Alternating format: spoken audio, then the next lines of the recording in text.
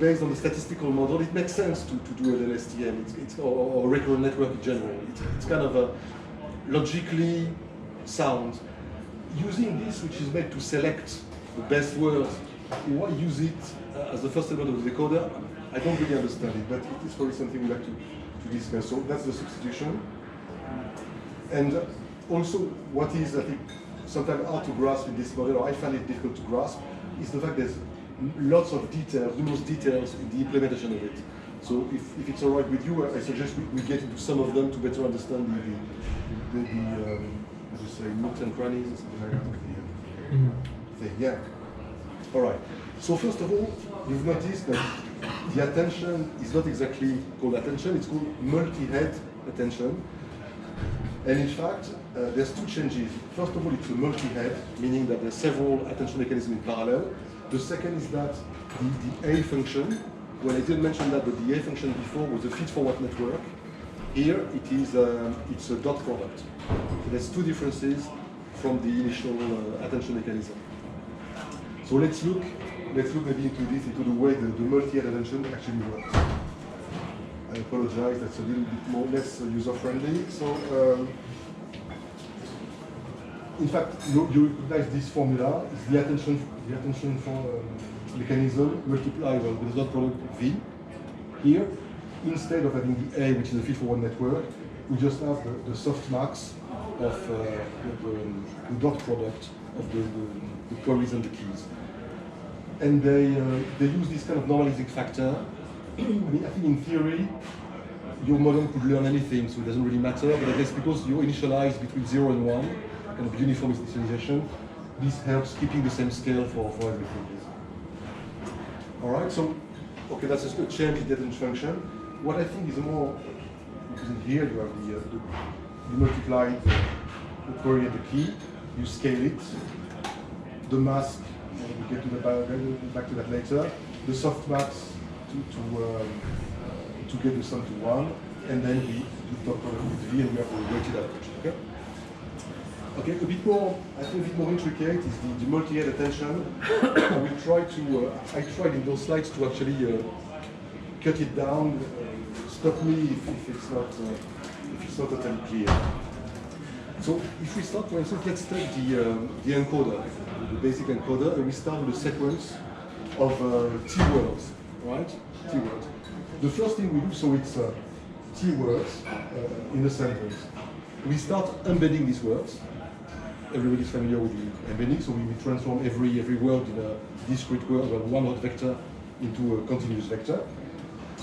So, and because the dimension of the model is D model, 512, then you have vectors which are 512 values long. So our matrix after embedding is xt, and of course, again, T vectors with words, and the dimension is T times the D model. So that's our starting point, very concretely. So that's where normally we would take x as our key, for instance, and start doing the attention model. That's where things become a bit different.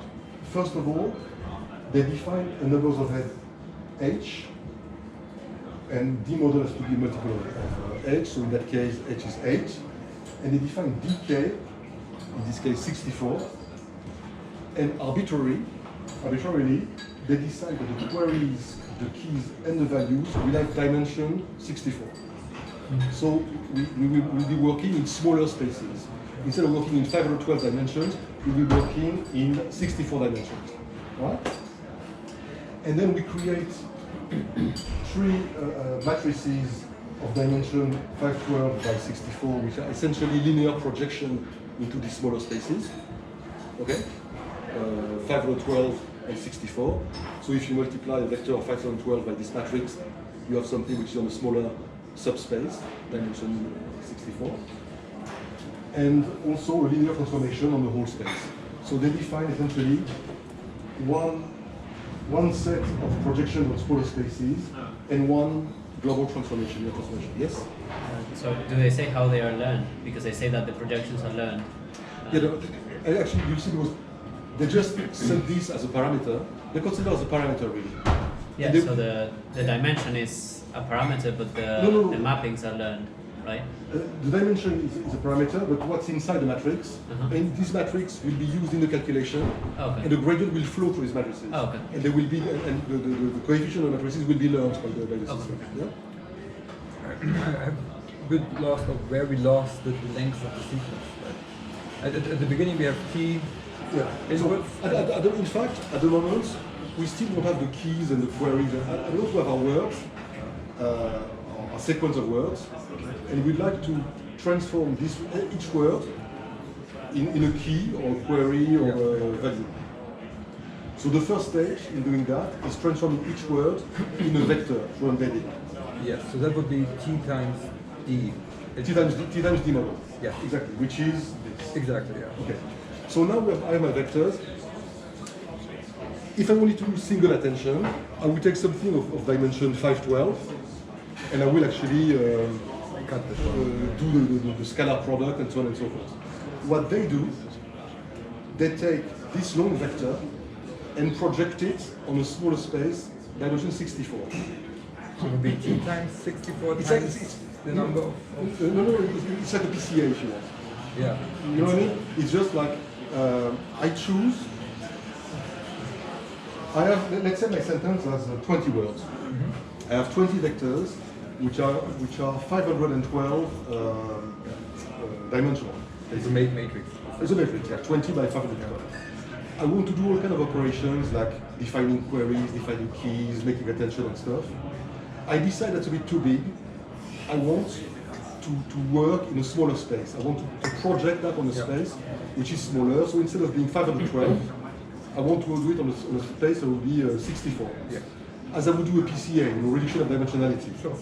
So I define projections, but because I don't want any arbitrary projection, this projection will be learned to be effective and also to be different.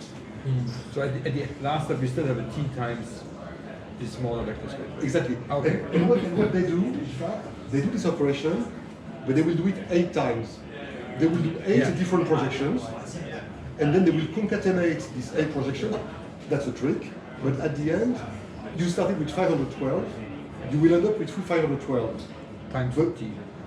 Times t. Yeah, You start with okay, 512 times t. Okay. For one word, you have 512. You do 8 different projections, which are like 8 PCAs if you want, 8 dimensionality, to see what's interesting. Yeah. It's smaller, but you want to concentrate the information, and then you concatenate it again. Yeah. That's the idea of the multivariate. Is that clear? Yes, I thought the T is kind of lost along this line, but it's not. It's still present at the end. Exactly. But I see. you do one word at a time, yes, you don't lose it. That's why it's important. By the way, there is something called the annotated transformer online, when they create a transformer from scratch, annotating the paper. And at this stage, check the code. I'm not. To me, it's something from Harvard NLP. It must be right, because this part is a bit. I'm not sure exactly how it works. So if you want, double check with me. I'd like to have your opinion on this. Anyways, so we create at the moment we haven't defined them because they will be learned. So we have defined this. We have created this kind of empty projections. Then, if it's the case of the encoder, the keys, the values, and the queries all come from the original word. It's all